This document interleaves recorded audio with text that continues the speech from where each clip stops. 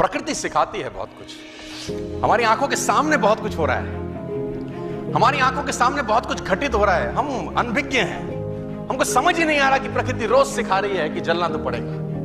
और देखो कहानी इसकी, ये बर्ड किंगडम का राजा है ईगल। प्रकृति रोज सिखाती है कि if you want to become eagle तो आपको जलना पड़ेगा। 70 साल औसतन उम्र होती है, 70 साल ईगल को उम्र होता है। लेकिन इसकी कहानी का ट्विस्ट क्या है, और वो ये है कि 40 साल जब ये हो जाता है तो इसकी जो चोंच है ये बेंड हो जाती है, आगे से सॉफ्ट हो जाती है, शिकार नहीं कर पाता।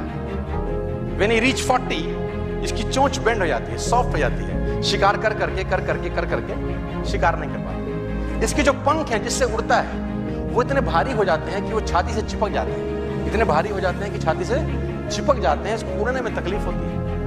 इसके जो पैर हैं जिससे झपटा मारता है वो नाखून टेढ़े हो जाते हैं, कर करके 40 साल।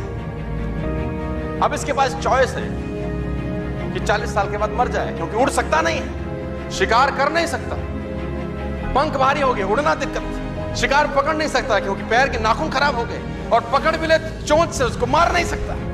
अब इसके पास चॉइस है 40 साल में कि वो मर जाए। लेकिन मैं आपको बताना चाहूंगा, प्रकृति सिखाती है कि ईगल ऐसा नहीं करता।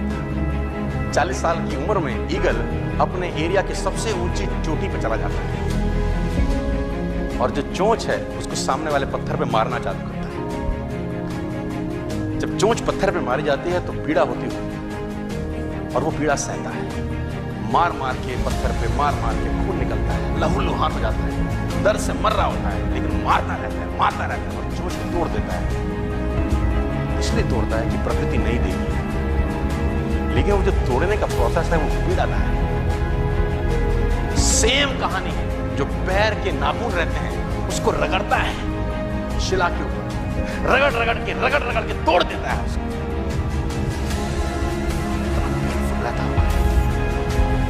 लेकिन हर ईगल की जिंदगी में ऐसा दिन आता है 40 साल, जैसे ही चोंच निकलती है कहानी यहां खत्म नहीं होती, नई चोंच आती है, फिर वो उस चोंच से अपने परों को तोड़ता है, अपने जिस्म से अपने ही पर उखाड़ता है, क्योंकि वो पर उसके उड़ने के लायक नहीं है। भयंकर पीड़ा होती है, भयंकर। लेकिन इस प्रोसेस से हर ईगल गुजरता है और 40 साल के इस प्रोसेस में 6 महीने के बाद वो एक नया ईगल होके 30 साल और जीता है, 30 साल और जीता है। तो आहुति तो देनी पड़ेगी। आज कल परसों चॉइस आपकी है। मैं फिर कहता हूं, आज कंफर्टेबल हो जाएंगे तो जिंदगी अनकंफर्टेबल होगी, आज अनकंफर्टेबल हो जाएंगे तो जिंदगी कंफर्टेबल।